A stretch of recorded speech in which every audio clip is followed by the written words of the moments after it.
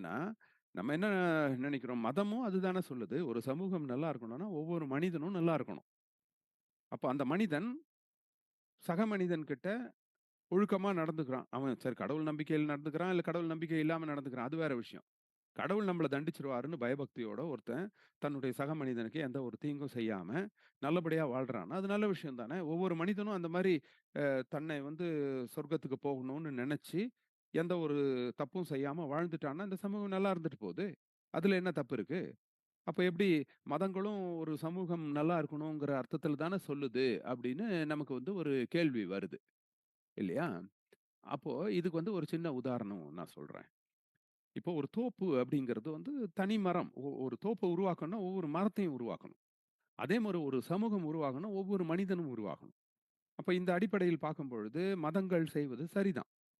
ஏன்னா, அது வந்து எப்படி ஒரு தோப்ப உருவாக்கணும்னு நெனைக்கிறவர் என்ன பண்ணுவாரு? ஒவ்வொரு மரமா போய் நடுவாரு ஃபர்ஸ்ட்டு. அப்பதான் அந்த தோப்பு உருவாகும். அப்போ ஒரு நல்ல சமூகம் வரணும்னா, ஒவ்வொரு மனிதனையும் ஃபர்ஸ்ட்டு நல்வழிப்படுத்தணும். அததான் மதம் செய்யுது. "நீ நல்லபடியா நடந்துக்கோ. இல்லன்னா உனக்கு சாமி தண்டிச்சுருவாரு." அப்படின்னும்போது, அவனுக்கு ஒரு சில கோட்பாடுகளை, தனி மனித ஒழுக்கத்தை வளர்த்தெடுக்க மதம் முயற்சி செய்யுது. அப்ப என்னதான் பிரச்சனை? தம்மமும் அதுதான். ஒரு சமூகம் நல்லா இருக்கணும். சமூகத்துல இருக்கிற எல்லாருமே தவறுகள் செய்யாம ஒருத்தர் ஒருத்தர் சந்தோஷமா வாழணும். ஒரு தோப்பு உருவாகணும் அப்படின்னு தம்மமும் நினைக்குது. அப்ப என்ன வித்தியாசம் வருது இது 2த்துக்கும் அப்படின்னா, இத ஒரு குட்டி கதை மூலம் நான் சொல்றேன். ஒரு ஊர்ல ஒரு மிகப்பெரிய வறட்சி. பல வருடங்களாக அங்க மழையே பெய்யல. விலங்குகள்லாம் செத்து மடியுது. ஊர் மக்கள்லாம் அந்த ஊர்லேருந்து காலி பண்ணிட்டு போறாங்க. இருக்கிறவங்கலாம் பசியும், பட்டினியும் தண்ணி கூட இல்லாம செத்து போயிட்டுருக்காங்க.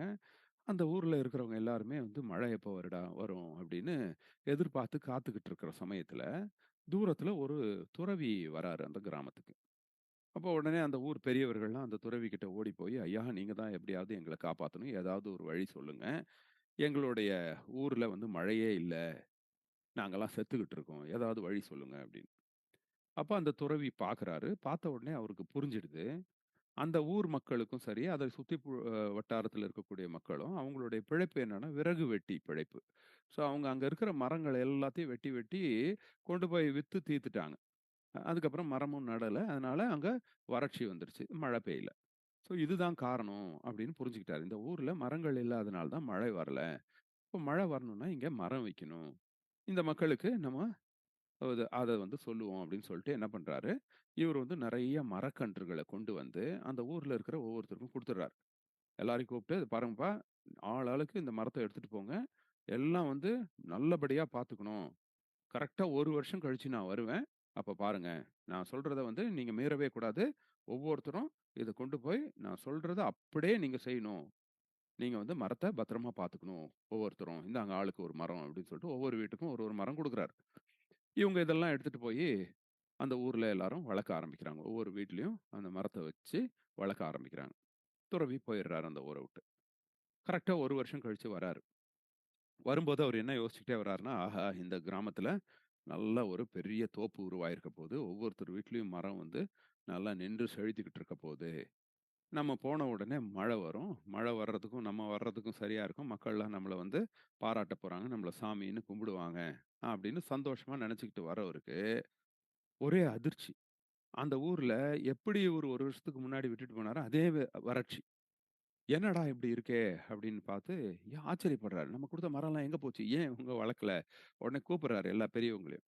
கூப்பிட்டு, "என்னய்யா ஆச்சு? ஏன் அந்த மாரி மரமே வளர்க்கல? நான் குடுத்த மரக்கன்றுகள என்ன பண்ணீங்க?" அப்படின்னு கோவமா கேட்கிறாரு. அப்ப அந்த மக்கள்லாம் சொல்றாங்க, "ஐயா, சாமி நீங்க குடுத்த மாரி நாங்க மரத்தெல்லாம் எடுத்துட்டு போனோம். ஒவ்வொருத்தர் வீட்லயும் தான் புள்ள மாரி அத வளர்த்துக்கிட்டோம். எல்லாரும் அவ்வளோ நல்லா பார்த்துக்கிட்டோம் ஒவ்வொருத்தரும். ஆனா, அந்த மரம்லாம் வந்து எங்களுக்கே தண்ணி இல்ல அப்பல்லாம். நாங்களே எங்கெங்கேயோ போய் தண்ணி கொண்டாந்து குடுத்து, நாங்க கொஞ்சம் குடிச்சது இல்லாம, மரத்துக்கு தான் முக்கியமா தண்ணிய குடுத்தோம். தண்ணி குடுத்து அதெல்லாம் வளர்த்துக்கிட்டோம். நல்லா எங்க உயிருக்கு மேல அத பார்த்துக்கிட்டோம். ஆனா என்ன ஆயிடுச்சு அப்டின்னா, ஒவ்வொரு வீட்லயும் மரம் வளர்ந்து வரும்போது, அது கிளை பக்கத்து வீட்டுக்கு போச்சுன்னா, அதுக்கு சண்ட வந்து பக்கத்து வீட்டுக்காரன் அந்த மரத்த வெட்டிர்றான். அடியோட வெட்டி விடுறான். அவன் வீட்டு மரம் வந்து கிளை நம்ம பக்கம் வருதுன்னு சொல்லிட்டு, அவன் மரத்த போய் வெட்டுறான். இந்த மாரி ஒருத்தர், ஒருத்தர் வெட்டிக்கிட்டு சாய்ச்சுக்கிட்டு, இந்த ஊர்ல எந்த மரமும் இல்லாம போயிடுச்சுங்க ஐயா! அப்படிங்கிறான். அப்பதான் அந்த துறவிக்கு வந்து ஒரு மிகப்பெரிய உண்மை புரிய வருது. என்ன அப்படின்னா, இவரு நெனச்சாரு, ஒவ்வொருத்தனும் ஒரு மரம் குடுத்து, அவன் அவன் அந்த மரத்த பத்திரமா பார்த்து வளர்த்துக்கிட்டான்னா, ஆட்டோமேட்டிக்கா தோப்பு உருவாயிடும். ஆனா அவங்க கிட்ட என்ன சொல்ல மறந்துட்டாருன்னா, நீங்க பார்த்துக்கிற இந்த மரம், ஒவ்வொரு மரமும் சேர்ந்து வளர்ந்து ஒரு தோப்ப உருவாக்கணும். நீங்க ஆக்சுவலா மரத்த வளர்க்கறது தோப்ப உருவாக்குறதுக்காக தான். மரத்த உருவாக்குறதுக்கு கிடையாது. அப்படிங்கிற அந்த கான்செப்ட்ட சொல்லியிருக்கணும். இத சொல்லாம விட்டது தான் தன்னுடைய தவறு அப்படின்னு சொல்றாரு. இப்ப இதே மாதிரி தான் எல்லா மதங்களும் தனி மனிதன் சம்பந்தப்பட்டது. அந்த வீட்டு மரம் வளர்க்கணும் அவ்வளோதான். அவன் அவனுடைய மதத்த வளர்த்துக்கணும். தன்னுடைய ஆன்மாவ சுத்தப்படுத்திக்கணும். தான் நல்லபடியா இருக்கணும். தான் சாமி கிட்ட நல்ல பேர் வாங்கணும் அப்படின்னு இருக்கான். ஆனா ஒரு தோப்பு உருவாகணும். ஒவ்வொருத்தரும் அந்த மாதிரி இருக்கணும். அவங்கவங்களுக்கு அவங்கவங்க மதத்தின் மீது நம்பிக்கைய நம்ம அலோவ் பண்ணணும். அவங்கவங்களும் அவங்கவங்க அ ஒ ம் நம்பிக்கைய வந்து நம்ம பாதுகாக்கணும். அப்படிங்கிற ஒரு சமூகம் சார்ந்த எண்ணத்தை மதங்கள் விதைப்பதில்லை. ஆனா தம்மம் வந்து சமூகம் சார்ந்த தம்மத்தோடைய பர்ப்பஸ் என்ன? இந்த கதையும் இதையும் ஒப்பிட்டு சொல்லணும்னா, மதம்ங்கிறது ஒவ்வொரு வீட்லயும் மரம் வளர்ந்தா ஆட்டோமேட்டிக்கா தோப்பு உருவாயிடும் அப்படின்னு மதம் நினைக்குது. ஆனா தம்மம் என்ன நினைக்குதுன்னா, நீ மரத்த வளர்க்கிறதே அங்க ஒரு தோப்பு வளர்றதுக்காக தான். நீ உன்ன வந்து சுத்தப்படுத்திக்கிறதே இந்த சமூகம் நல்லா இருக்கணுங்கிறதுக்காக தான் அப்படின்னு சொல்லுது. ஆனா மதம் என்ன சொல்லுது? நீ உன்ன சுத்தப்படுத்திக்கிறது நீ நல்லா இருக்கணுங்கிறதுக்காக. அதனால சுத்தமா இரு. நீ எதனா தப்பு பண்ணினா கடவுள் உன்ன தண்டிச்சுருவாரு அப்படி சொல்லுது. இது 2த்துக்கும் உள்ள வித்தியாசம் இப்படிதான் நடக்குது. அதனால தான் அடுத்த வீட்டு மரம் நம்ம வீட்டுக்கு வந்த உடனே அத போய் வெட்டுறான். அதனால தான் இந்த சமூகம் என்ன பண்ணுது? தான் நல்லா இருக்கணுங்கிறதுக்காக கோயிலுக்கு போனா, அடுத்தவன் தல மேலயாச்சும் ஏறி போய், அந்த கோயில்கிட்ட, சாமி கிட்ட தன்ன காப்பாத்திக்கணும் அப்படின்னு வேண்ட தோணுது. இங்க எவன் பின்னாடி இருந்தாலும் அக்கறை இல்ல. அவன மறைச்சுக்கிட்டு, நெட்டி தள்ளிக்கிட்டு இவன் முன்னாடி போகணும்னு நெனைக்கிறான். அதனால தான் அடுத்த கோயில் சத்தம் வந்து நமக்கு நாராசமா கேட்குது. சிபிஎஸ்இ பாட புத்தகத்துல நாய்ஸ் பொல்யூஷன்ல வந்து ஒரு மதத்தோடைய சத்தத்த போடுறான். ஆனா தன்னுடைய மதத்தின் சத்தம் வந்து இனிமையா காதுல கேட்குது. என்ன காரணம் அப்டின்னா, நம்ம வந்து நம்மள பத்தி மட்டும் தான் யோசிக்கிறோம். ஒழுக்கம்ங்கிறது நமக்கு நம்மளுடைய ஒன் அ மோட்சத்துக்கும், நரகத்துக்கும் சம்மந்தப்பட்டது அப்படின்னு நினைக்கிறோம். ஒழுக்கம்ங்கிறது இந்த சமூகம் சம்மந்தப்பட்டது அப்படின்னு நினைக்கிறதில்ல. இங்க தான் தம்மத்துக்கும், மதத்துக்கும் உள்ள வித்தியாசம். இப்போ ஒவ்வொரு மனிதனும் தன்ன நல்லா பார்த்துக்கணும் தான். கரெக்ட் தான். அதுல தப்பு கிடையாது. அப்பதான் அந்த ஒரு மரம் உருவாகும். ஆனா, அந்த ஒரு மரம் உருவானா தான் அந்த தோப்பு உருவாகும். அப்ப தனி மனிதன் நல்லா இருந்தா தான் சமூகம் நல்லா இருக்கும். ஆனா, இந்த 2யுமே புரிஞ்சுக்கிறது எப்படி அப்படின்னா, ஒரு உதாரணம் சொல்றேன். நம்மலாம் ஃப்ளைட்ல போம்போது, அ அங்க வந்து ஆக்ஸிஜன் மாஸ்க் விழுந்துச்சுன்னா, அத எப்படி பயன்படுத்துறதுன்னு ஃப்ளைட் அட்டெண்டன்ட் சொல்லுவாங்க நம்மகிட்ட அந்த ஏர் ஹோஸ்டஸ். அதாவது திடீர்னு ஆக்ஸிஜன் அளவு குறைஞ்சுச்சுன்னா, நீங்க என்ன பண்ணணும் அப்டின்னா, மேலருந்து ஆக்ஸிஜன் மாஸ்க் விழும். அத எடுத்து நீங்க மூக்குல இப்டி பொருத்திக்கணும் அப்டின்னு அவங்க செஞ்சு காமிப்பாங்க. அப்போ ஒண்ணு சொல்லுவாங்க. ஒருவேள கை குழந்தைய மடியில வச்சிருக்கிற அம்மாக்கள், நீங்க வந்து ஆக்ஸிஜன் மாஸ்க் விழுந்துச்சுன்னா, நீங்க ஃபர்ஸ்ட்டு அத உங்களுக்கு வச்சுக்கணும். ஃபர்ஸ்ட்டு குழந்தைக்கு வைக்க முயற்சி செய்யாதீங்க. ஃபர்ஸ்ட்டு உங்களுக்கு வச்சுக்கிட்டு, அதுக்கப்புறம் தான் நீங்க குழந்தைக்கு வைக்கணும் அப்டின்னு சொல்லுவாங்க. இது என்ன ஆச்சரியம்?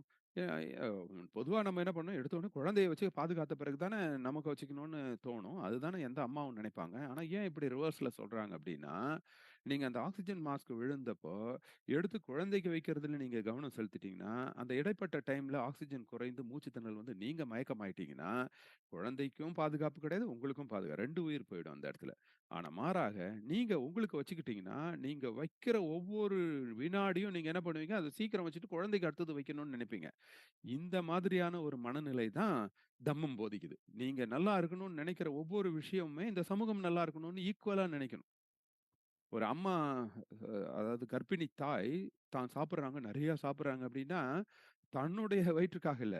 தன்னுடைய குழந்தை நல்லா வளரணுங்கிறதுக்காக. அப்படிப்பட்ட ஒழுக்கம் தான் இந்த சமூகத்துக்கு தேவைப்படுது. நான் வந்து நல்லா இருக்கணும் அப்படின்னு நினைக்கிறது, என்ன மாதிரியே எல்லாரும் நல்லா இருக்கணும். இந்த சமூகமும் நல்லா இருக்கணும். இந்த சிந்தனை அந்த சின்ன டிஃபரன்ஸ் தான் மதத்துக்கும், தம்மத்துக்கும் உள்ள வித்தியாசம். ஸோ இத்துடன் நம்மளுடைய